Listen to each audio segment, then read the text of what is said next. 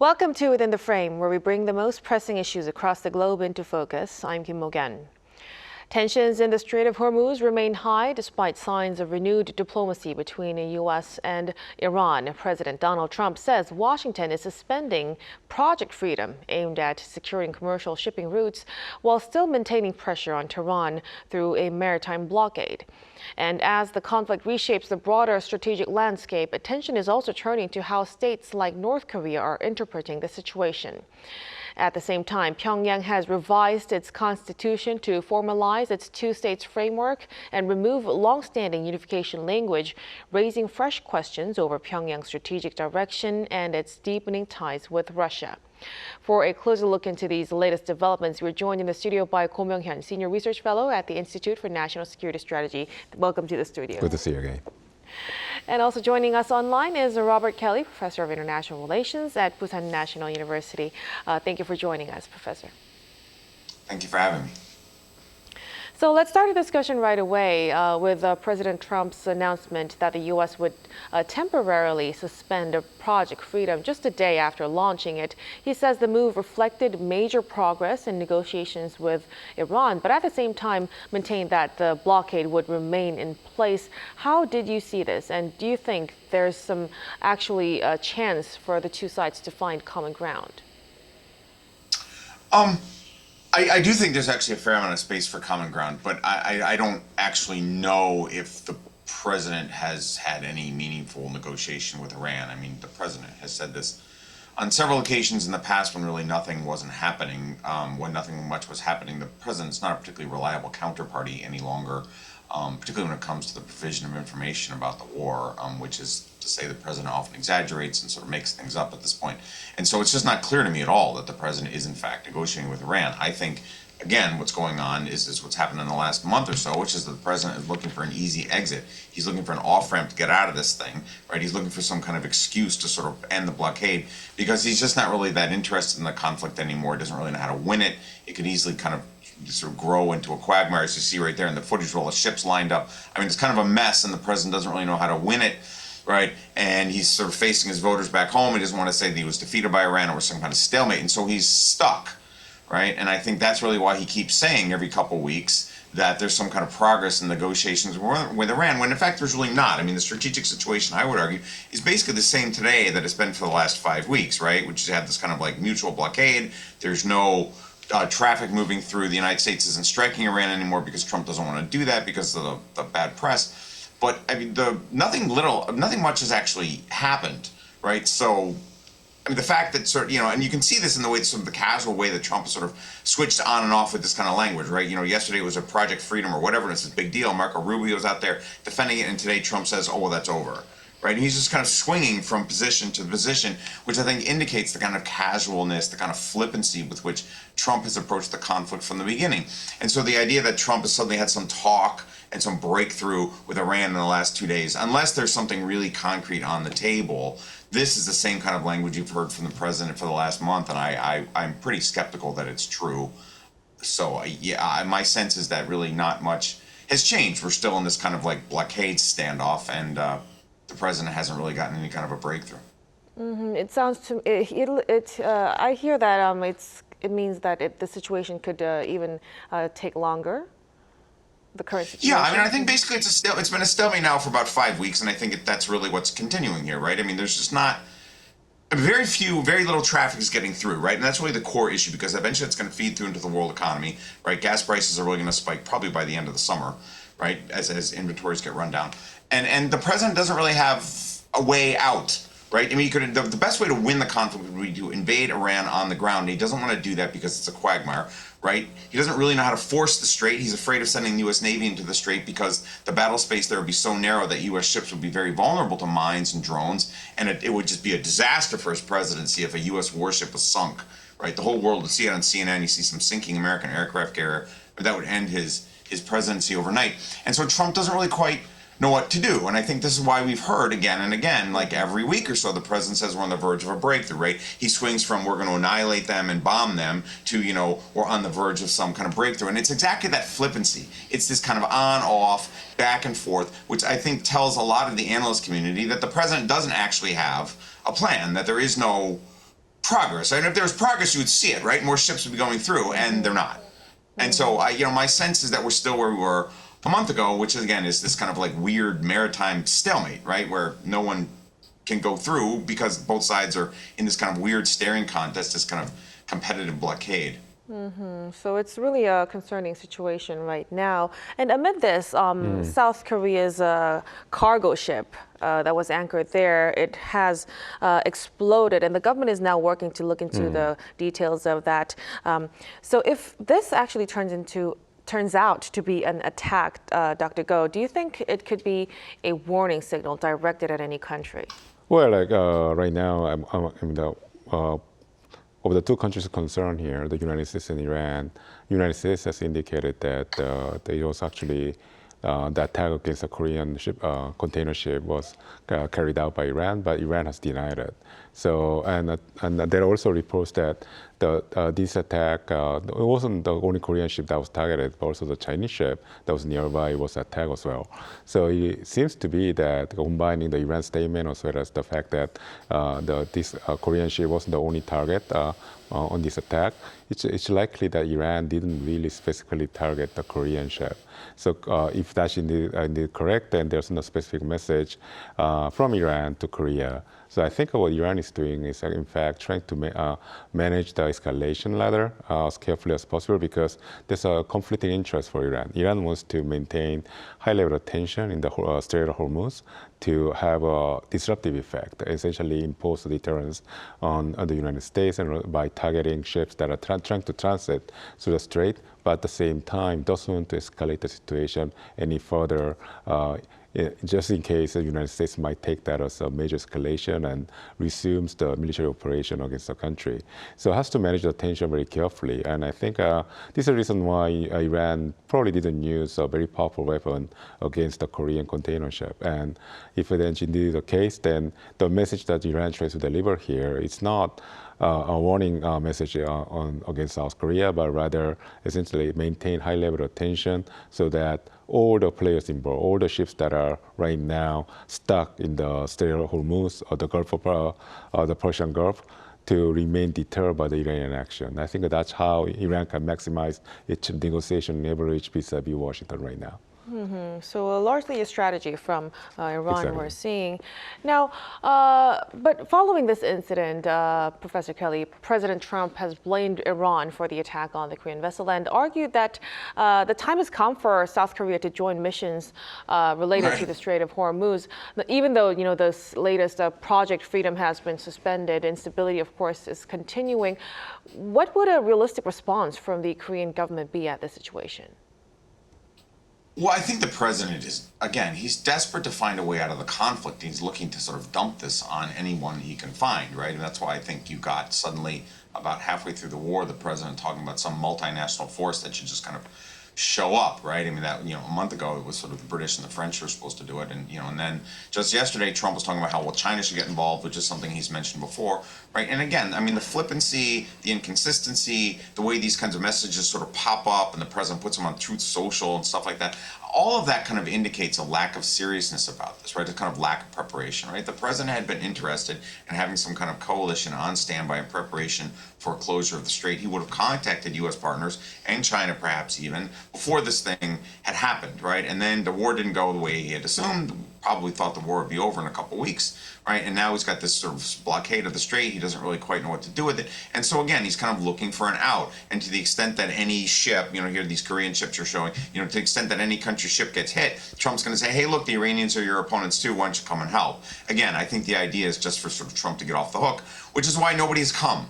Right? I mean, I think it's pretty clear at this point that China, Japan, France, Korea, all these countries that Trump keeps talking about, none of them want to go because all of them feel like this is sort of being thrown together at the last minute, right? They'd have to project power far from their home. They feel like they didn't actually create this crisis. And so I think, Trump is really on his own. And I think this speaks to Dr. Go's point before, that the Iranians sense this. They sense that Trump is on the ropes. He doesn't know how to get out of this thing. He doesn't want to do it. He's got midterms coming up in 6 months. And so the Iranians are putting on the squeeze. I think, for example, that's probably why the Korean ship was targeted, not explicitly because it was Korean, but because the Iranians want to make sure that anybody going through is going to feel the punch because that's going to reverberate on Trump. right? The whole world's going to blame Trump for this. The strait was open 2 months ago, now it's not. And so that's my read of this. And I think that's why if you look at the South Korean government's response today, it's been very sort of vague. We'll reconsider it. That's basically the Korean diplomatic way of saying we're not going to do it, right? Which is, what you would expect. And I would imagine the Chinese are going to use the same kind of language, right? The Europeans talk like that too. And again, I think it just speaks to the fact that we're in this stalemate. We've been in there for 5 weeks. Trump is looking for an exit. And if you can dump it on somebody, he'll get lucky, but nobody's going to take that bait. I mean, I suppose Trump could really sort of twist South Korea's arm and make threats about pulling out USFK or something like that. But I don't even know if that would work. It would be very difficult for South Korea to send a fleet halfway around the world, right? Which is, pretty serious constraint. Right. So a lot of countries have been invited, and you've touched upon China. Speaking of which, Dr. Go, Treasury Secretary Scott Bessent is urging China to resolve this Hormuz situation as well. Well, Iran's foreign minister is heading to Beijing this week. So we're expecting the U.S.-China summit coming up. How would this issue affect the talks? Well, clearly it's going to be a major factor in the major discussion agenda as well between the United States and China. And we have to understand that this summit was actually delayed by a month, almost by a month, because of the war going on in Iran.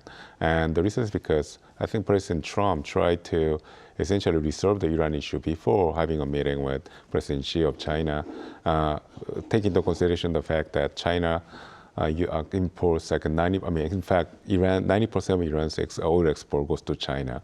So, and I think by interrupting or disrupting this flow of oil from Iran to China, President Trump probably believed that he could weaponize this connection, the energy connection between Iran and China, so leverage in getting what he wants from China right now, which are trade concession, as well as investment commitments, and as well as guarantee from China that it's going to abide by some of the outstanding technology as well as intellectual property issues. So these are all very sensitive topics for China and the United States right now, and I think President Trump is in the lookout for maximizing his leverage on China as much as possible, and Iran is among the most important leverage that President Trump is counting on right now. So I think for Iran's point of view, it's very important to bring China into the fold, because the only country that can counteract the U.S. pressure on the country is China. So I think this is the reason why the Iranian Foreign Minister Arakchi is visiting Beijing on the eve of the summit between President Trump and President Xi. And I think Iran wants to essentially ask China to demonstrate that its commitment to defend its partners and allies around the world is real. So China, for now, is actually standing on the sidelines in the ongoing conflict, and this is in a way undermining Chinese credibility in the Middle East. And we have to consider that after this is over, after the conflict between Washington and Tehran is over, it's likely that there's going to be a slight vacuum in the region, because I think that the U.S. credibility has also been undermined in the ongoing conflict, and China is actually looking to fill that void. And Iran is essentially asking the United States to essentially to come in and fill the void. And I think that China will be tempted to act upon it, but at the same time, it's keenly aware that it's facing very strong pressure from the United States not to interfere, as illustrated by the remarks by the Treasury Secretary Bessent. Now, shifting gears, Dr. Go, we hear from the Wall Street Journal that the U.S.-Iran war is providing opportunities for other countries like North Korea to access America's capabilities when it comes to warfare. What kind of lessons do you think could North Korea get from this conflict? Well, first of all, the most important lesson is the importance of nuclear deterrence. Had Iran possessed a modicum of a nuclear deterrence, then the United States wouldn't have dared to attack Iran the way it did. So I think this is going to, again, reconfirm to Kim Jong-un the importance of keeping its nuclear arsenal. So in that sense, one of the side effects of the Iran war is that the likelihood of North Korea ever giving up nuclear weapons has become essentially zero. So I think this is going to be the most important lesson for everybody, not just for North Korea, but for other countries that are in the lookout to acquire its own nuclear deterrence. The second is the fact that it's more technical, but that missile defense system is not perfect.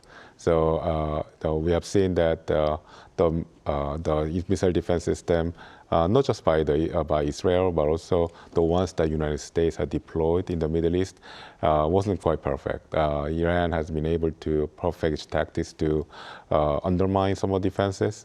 There's been no major damages, but there have been some damages.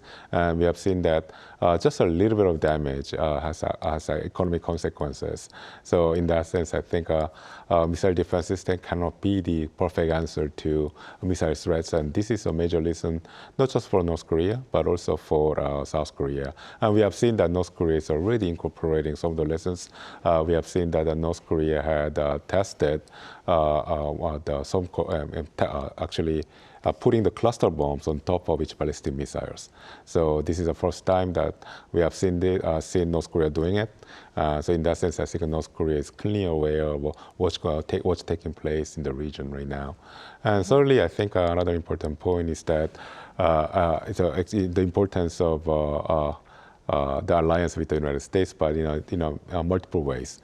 I think the unilateral action taken by the United States against Iran has shown that having the alliance with the United States is actually very important. And in fact, it's still a very important guarantee of security. But then the unilateral way the United States has carried out the attacks has actually undermined the security of some of the allies in the region, in particular the United Arab Emirates. I think there's going to be some movements on the part of the U.S. allies around the world to ensure that this kind of unilateral action by the United States doesn't take place when their own security is concerned. So it really sent a lot of messages, be it technological, technical, or even strategic, not only to North Korea, but also to other countries as well. But going back to North Korea, lately it has now confirmed that it revised its constitution to formalize its two-states framework, including adding a territorial clause defining only the northern half of the Korean peninsula as its territory and removing language related to national reunification. Professor Kelly, what message do you think Pyongyang is trying to send with this latest move? Yeah, I imagine generational change, which is to say that the previous two Kims, his father and grandfather, right, sort of remembered a time when Korea was a unified state, when Korea was sort of a reasonably unified cultural community, but that was, 80 years ago now, and that is fading away, right? And if the two Koreas are ever unified, it would be very difficult for that to be done on North Korean terms, right? Even if North Korea were to win a conflict to try to absorb South Korea, it would be an unbelievably difficult task. You can imagine the corruption of the North Korean People's Army stationed in South Korea. It would just be extraordinarily difficult for North Korea to do that, even if they could somehow win a war, which they couldn't. And so I think to a certain extent, this is just kind of acknowledging that reality, acknowledging reality that North Korea will never really be able to win this thing. And, we're just going to go our own way. I think the North Koreans will probably continue to talk to South Korea, but I think the general idea that North Korea is sort of its own distinct state is something that the Kim family has kind of more or less accepted, right? That northern-led unification is probably impossible, so any kind of unification will ultimately end up running by the South, which is much wealthier and better organized and has much more efficient sort of government services and things like that. And so therefore it's best to just give up the hope of unification, because if it happened to us, it would be bad for us. And so now we are our own Korean state and we're going to go our own way. That's my read of this, is that it just kind of tells us all what I think we've known for 30 or 40 years, which is that North Korea just doesn't have the bureaucratic capacity to unify the two Koreas, even if it could somehow get in the political position to do so. And this verifies that, it ratifies that intuition. Right, so it really highlights their will to hold this a two hostile state policy. But despite that, Dr. Go, we hear that North Korea still decided to send its women's football team to South Korea later this month. Do you think there's any intentions behind this? Well, clearly, I think in order to interpret North Korea's ulterior motivations, we have to look at the gap that Professor Kelly just pointed out. There's a widespread expectation that North Korea would officialize the so-called two hostile state doctrine, for instance, by naming South Korea as an enemy state in its constitution. But then that hasn't happened. So there's clearly a gap between expectation and the reality. And also, added to this is the news that North Korea essentially has agreed to send its women's soccer team to South Korea for a match. So in a sense, there are two events back-to-back that are taking place that are contradicting some of the North Korean statements and actions in the past couple of years, which is very aggressive, very hostile towards Seoul. And suddenly North Korea is essentially carrying out, essentially behaving in a way that the South Koreans have always hoped that will be more proactive or more engaging in dialogue with Seoul. So even though this is not a perfect signal from North Korea that it's right now ready to engage in dialogue with Seoul, nonetheless, I think the fact that these two actions have taken place in a very short span of time, taking into consideration that the much expected or anticipated or like hoped for summit between Trump and Kim Jong-un on the occasion of Trump's visit to Beijing this month, it's likely not going to happen. So it's possible that North Korea is essentially exploring an insurance policy. For a long time, North Korea's insurance policy had been its engagement with Seoul, the inter-Korean dialogue. So and essentially North Korea is living up to that expectation in a way. So it's possible that the North Koreans are essentially exploring ways to change its strategic direction towards South Korea. So for that to be possible, for this new direction to evolve and then become more firm and tangible, I think we have to wait and see for further actions. And I think the South Korean government is going to invest in these new tentative moves by North Korea by offering more incentives. I think South Korea is going to reaffirm its commitment to dialogue with North Korea, as well as probably put on the table tangible incentives, probably in the economic kind, so that North Korea would answer or continue with this, a reading, which is that North Korea is changing its strategic direction towards South Korea. Mm-hmm. So you think there's still some room for negotiations? Hope, I would say, yeah. Mm-hmm. All right. We'll look forward to that moving forward. Now to Professor Kelly, so Russia's Victory Day is approaching on the 9th, and attention is also focused on the possibility of high-level exchanges between North Korea and Russia, or a potential visit by Kim Jong-un as well. Do you see this event as a chance for North Korea-Russia ties to further evolve? I think Putin would love it if Kim Jong-un would come to this thing, and I bet he's not going to do it because I don't think there's going to be an air truce, and I think the Ukrainians are probably going to try to strike the parade.